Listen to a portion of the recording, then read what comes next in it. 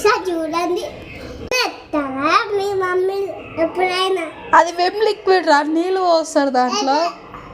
ఎంత పోస్తావు? చాలు, అంతే పోయాలి. కొంచెం నువ్వు బాసలు దొంపుతున్నావా ఇంకా ఎక్కువ పని చేస్తున్నావు?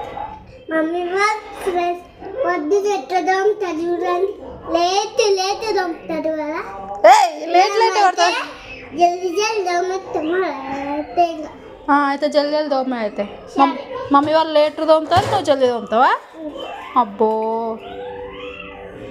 సగం డ్రెస్కి సగం తీసి ఈ ఒక్క గ్లాస్కి ఎంత జల్దీ